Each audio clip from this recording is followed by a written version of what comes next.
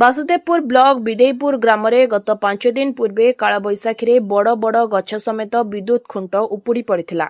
ହେଲେ କାଳବୈଶାଖୀ ପରେ ବିଦେଇପୁର ପଞ୍ଚାୟତର 7ଟି ୱାର୍ଡର ବାସିନ୍ଦା ଅନ୍ଧାରରେ ରହିଛନ୍ତି। ଫଳରେ ଗ୍ରାମରେ ପାଣି ସମସ୍ୟା ସହିତ ବିଭିନ୍ନ ସମସ୍ୟା ଦେଖାଦେଇଛି। ଏ ଗ୍ରାମର ଦିଜ ମଲ୍ଲିକ ଘର ବାଡ଼ିରେ ଗ୍ରାମକୁ 11 କେବି ତାର ଖୁଣ୍ଟ ଗଳି ପଡ଼ିଥିଲା। ଦିଜ ମଲ୍ଲିକଙ୍କ ପରିବାର ଲୋକେ ଏହି ଖୁଣ୍ଟ ଉଠାଇବା ପାଇଁ ବିଦ୍ୟୁତ ବିଭାଗକୁ ଅଭିଯୋଗ କରି ଆସୁଥିଲେ, ହେଲେ କେହି ଶୁଣିନଥିଲେ।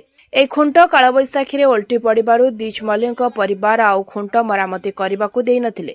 ଫଳରେ 7ଟି ୱାର୍ଡ 5 ଦିନ ହେବ ଅନ୍ଧାରରେ ପଡ଼ିଛନ୍ତି। ଆଜି ଶତାଧିକ ଗ୍ରାମବାସୀ ବିଦ୍ୟୁତ ତୁରନ୍ତ ମରାମତି କରିବାକୁ ଦାବି କରି କାର୍ଯ୍ୟାଳୟକୁ ତାଲା ପକାଇବା ସହିତ ଧାମରା ବାସୁଦେବପୁର ରାସ୍ତାର କଣ୍ଟିଆନାଳି ଛକ ନିକଟରେ ବିଦ୍ୟୁତ ପୋଲ ପକାଇ ଅବରୋଧ କରିଥିଲେ। ଖବର ପାଇ ବାସୁଦେବପୁର ପୁଲିସ, ନାୟକଣାଡିହି ପୁଲିସ ସହିତ ଏସଡିପିଓ, ତହସିଲଦାର, ବିଡିଓ ଘଟଣାସ୍ଥଳରେ ପହଞ୍ଚି ଘଟଣାର ବୁଝାସୁଝା ଚଳାଇଛନ୍ତି। लाइन पक्या जड़े बाड़ी जाइला लाइन से छाड़ी नजाक से खुंटी भांगीगला खुंटी भांगी बेलू आउ लाइन से बाट दबनी जदि न दब आसडीओ आसला मेरानी आसला ये सब आसिक सब देखिकी गले कथा मानिले कहले आम बसई दमुनि तुम अलगा लाइन बाटे नियो जो अलगा ना कहले आज रास्ता अवरोध कर 5 दिन है लाइन नहीं 7टा पंचायत ए वार्ड आमर दाबीटा आमर लाइन केतल आउ किछि नहीं लाइनटा होले आम गाड़ी घोड़ा सब छाड़देमु आम पलैमु आमर लाइन दाबी आउ किछि कथा नहीं।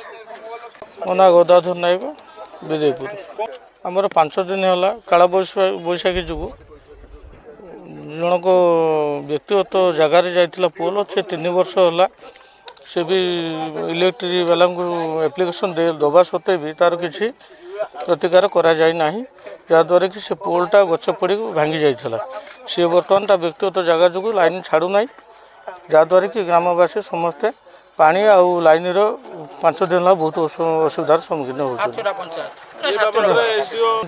समस्त या पूर्व एसडीओ जाकि अवगत करते पुलिस वाला आसते तार किसी प्रतिकार हो पारा ना जहाँद्वारा आज काली आम समस्त पाक चिठी करके रास्ता अवरोध करूँ।